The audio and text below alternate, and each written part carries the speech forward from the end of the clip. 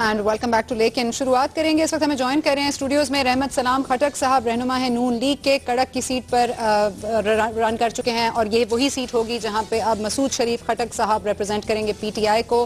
खटक साहब बहुत शुक्रिया आपने ज्वाइन किया। हमारे साथ फोन लाइन पर मौजूद हैं अवैस लगारी साहब, बहुत शुक्रिया लगारी साहब आपने हमें ज्वाइन किया। लगारी साहब आप ही से शुरू कर लेती हूँ क्योंकि ये बात बहुत हो रही है कि नून आप नहीं जाएंगे, काफ से आप निकल चुके हैं, तो आप पीटीआई जा सकते हैं। क्या इस बात की आप तस्दीक या तरदीद करना पसंद करेंगे? देखिए जी, मैं नहीं समझता कि इस वक्त कोई इतनी ज्यादा अर्जेंसी है कि जो नून और पीपल्स पार्टी के ख्यालात से मुताबिकत नहीं रखता उसमें आज ही किसी एक ग्रुप या दूसरे ग्रुप को ज्वाइन करना है जी। ये मैं आपको क्लियर बात कर लूं कि पिछले एक डेढ़ हफ्ते से जब से एक टेलीविजन चैनल के ऊपर एक शख्स का एक इंटरव्यू आया था, उसकी वजह से ये बात हीटअप हो गई है मीडिया में जी। ये 4-5 महीने से इसके ऊपर बहुत सारे जी सियासतदान इस चीज के ऊपर जी डिलिबरेट कर रहे हैं कि जिनकी जहनियत काफ, नून या पीपल्स पार्टी या एएनपी या एमक्यूएम की जहनियत से मुताबिकत नहीं रखती और जिस तरह हुकूमतें आजकल ही चलाई जा रही हैं, जिस तरह जमहूरियत का मजाक उड़ाया जा रहा है, उनके साथ नहीं मुताबिकत रखती, वो लोग इनसे अलहदा हो गए, इनके खिलाफ ही इलेक्शन में कंटेस्ट करेंगे। अब वो किस प्लेटफॉर्म के ऊपर करते हैं, क्योंकि आजकल लाहौर के जी जलसे के बाद पीटीआई का एक प्लेटफॉर्म मीडिया के सामने अपेयर हुआ है और खास तौर के ऊपर पीएमएलएन का जो स्ट्रॉन्ग होल्ड्स हैं अपर पंजाब और लाहौर और जितने भी जीटी रोड के साथ एरियाज हैं, वहाँ अगर लोग ये महसूस कर रहे हैं कि वहाँ पीएमएलएन को पीटीआई चैलेंज करना शुरू हो गई है, तो अच्छी बात है, चैलेंज करना चाहिए इस किस्म की रवायती पॉलिटिकल पार्टीज को। लेकिन आई डोंट थिंक कि अगले कुछ अरसे के अंदर यानी नियर फ्यूचर के अंदर, मेरे ख्याल में अभी हम इलेक्शन से इतने दूर हैं कि किसी किस्म के जी अलायंसेस का फॉर्म होना इस वक्त पॉलिटिकली इमेच्योर तमाम पॉलिटिकल ग्रुप्स और पॉलिटिकल पार्टीज के लिए होगा और इस किस्म की अलायंसेस हम लोग आज के बजाय towards closure to the elections आप लोग जी विटनेस करेंगे। अच्छा, ये बताइएगा कि आपने कुछ सोचा है, क्योंकि पॉसिबल अलायंसेस के बारे में अगर गुफ्तगू की जाए, जो कि आप डिसीजन जब भी लेंगे आप अपने टाइम पर लेंगे, लेकिन इस वक्त वेट एंड सी अप्रोच जो है वो आपको हेल्प करेगी, या कम से कम ये जो अलायंसेस बनते दिखाई देते हैं, मसूद शरीफ खान खटक साहब जी अब आ गए हैं पीटीआई में और भी बहुत सारे नाम सामने आ रहे हैं, आप क्या समझते हैं, ये आपको कैसे देख रहे हैं ये अलायंसेस को आप?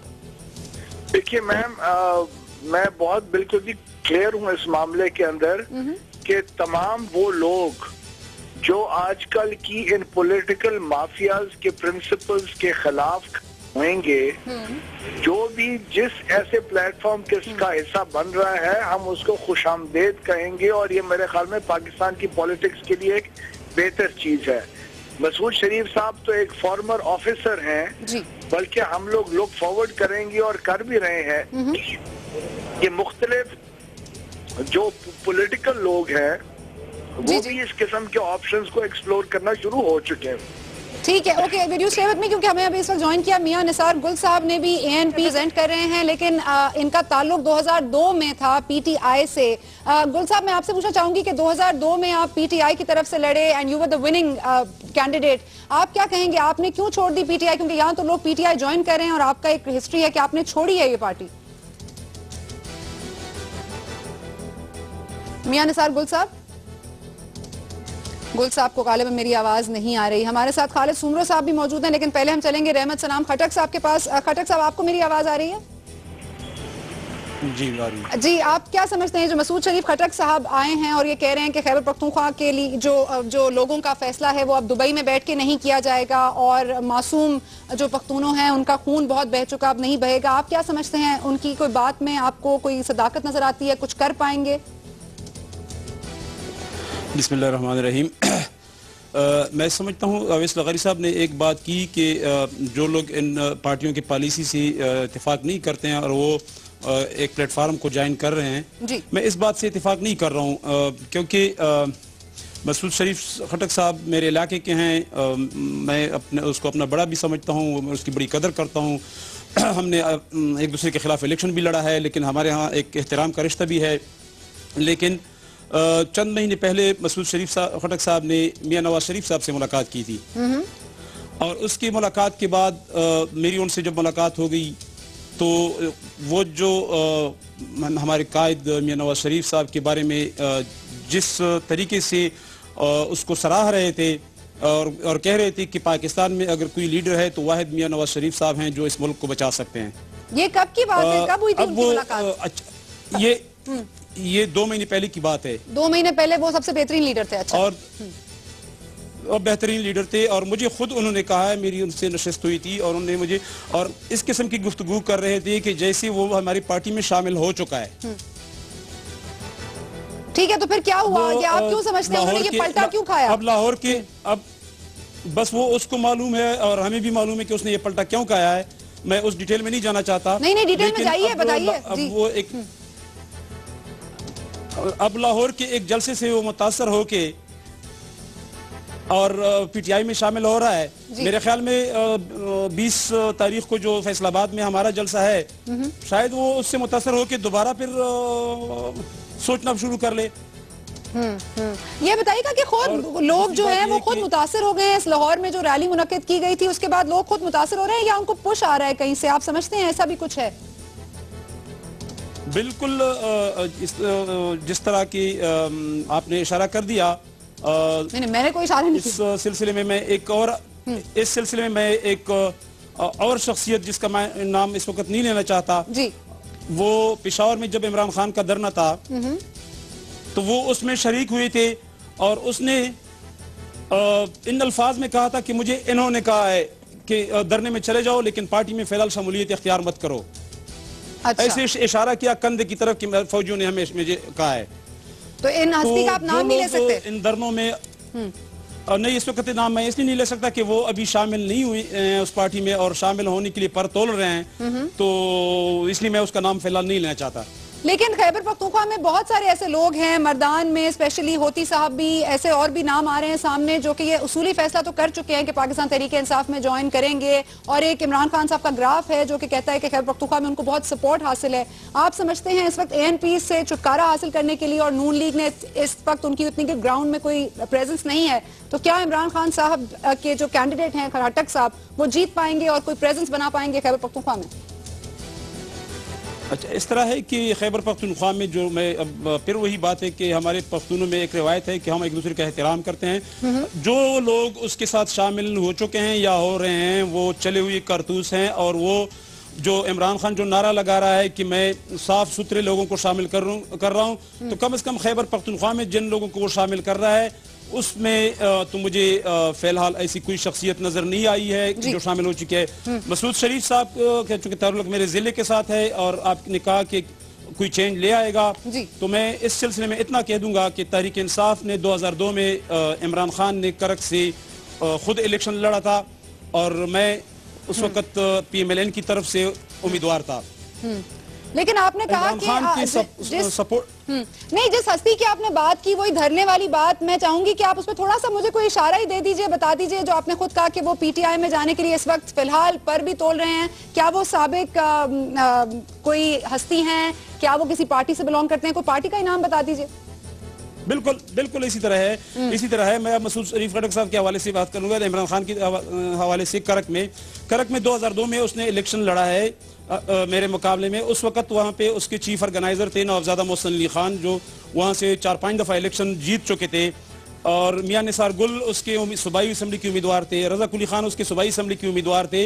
मियां निसार गुल ने 14,000 वोट लिए थे, रजा कुली खान ने 8,000 वोट लिए थे, दोनों मिला के 22,000 वोट लिए थे, लेकिन इमरान खान ने 9,500 वोट लिए थे।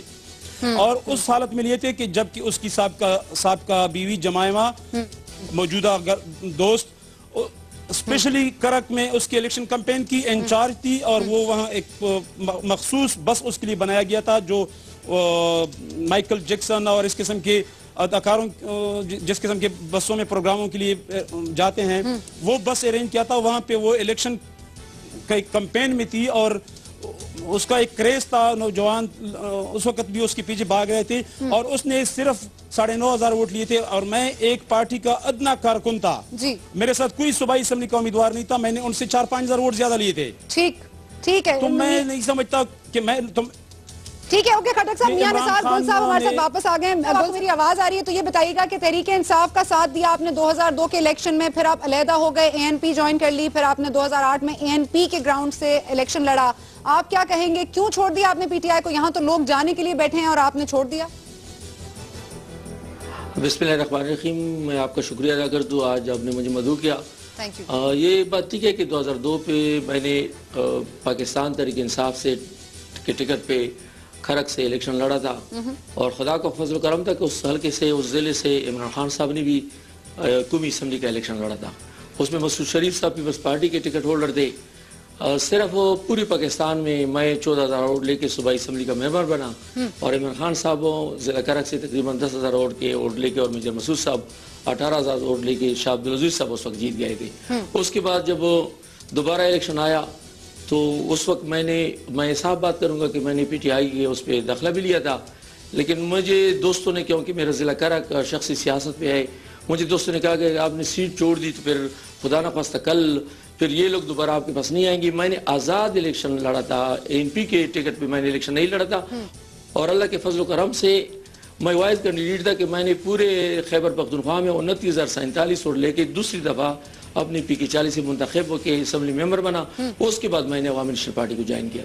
तो अवामी नेशनल पार्टी के खिलाफ तो बहुत गुफ्तगू की आज मसूद शरीफ खटक साहब ने और उन्होंने कहा है कि अब जो है वो पख्तूनों की सियासत दुबई से बैठकर नहीं होगी और ये भी इल्जाम लगाया है कि एएनपी ने पख्तूनों का खून बेचा है। आप इस पर कुछ कहना चाहेंगे?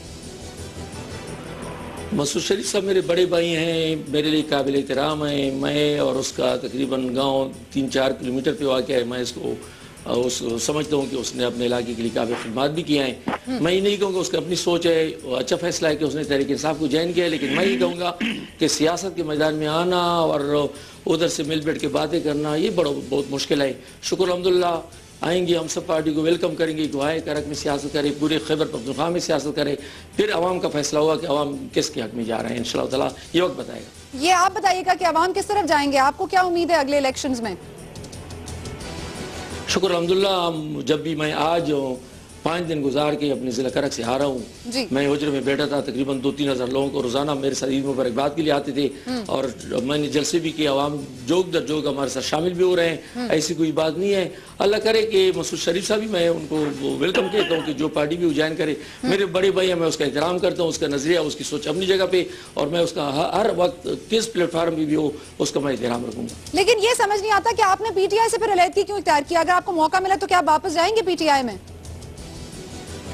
नहीं, ये तो मैं अभी एक पार्टी को ज्वाइन कर चुका हूँ। मैं उसका वज़ीर खराजात हूँ और इंशाअल्लाह मेरे इलाके में काफ़ी तरक्याती काम हुए हैं और मुझे उम्मीद है कि मैं तीसरी दफ़ा असम्बली का मेंबर मुंतखब होकर असम्बली में बैठूंगा इंशाअल्लाह। नहीं, लेकिन पीटीआई से आपने छोड़ा क्यों था 2002 में? ये फैसला आपने क्यों कर किया था? आप क्या समझ रहे थे कि क्या बेहतरी आएगी आपके इस फैसले से? आपने मेरी बात समझी नहीं। मैंने 2002 में पीटीआई पे इलेक्शन लड़ा था। 2008 में मैंने पीटीआई को नहीं छोड़ा था, मैंने आज़ाद इलेक्शन लड़ा था। पीटीआई ने बाइकाट किया था।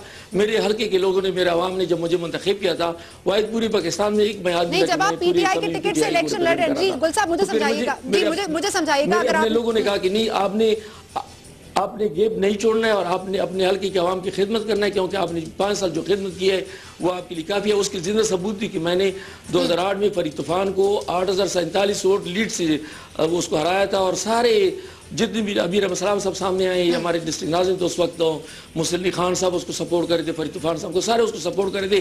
वो पीपल्स पार्टी से और मैं इंडिपेंडेंट था और मैंने 29,047 वोट लेके दोबारा अपने हल्के का इंतखाब करके उसके बाद फिर मैंने अवामी नेशनल पार्टी को ज्वाइन किया था। ठीक है, खालिद सुमरो साहब भी हमारे साथ हैं, काफी देर से हैं। खालिद साहब, आप गुफ्तगू सुन रहे होंगे गालिबन। मैं कहूंगी कि इस वक्त बहुत सारी बातें हो रही हैं, सियासत में तो कुछ भी हो सकता है, सब कुछ चलता है। ये बताइएगा कि क्या मुत्तहदा मजलिस अमल के रिवाइवल की बातें जो हैं उनमें कुछ सदाकत है या नून लीग में शमूलियत इख्तियार करना चाह रहे हैं या नून लीग चाह रही है कि वो फ्लेक्सिबिलिटी शो करें फॉर मौलाना फजल रहमान साहब? इन दोनों में से कौन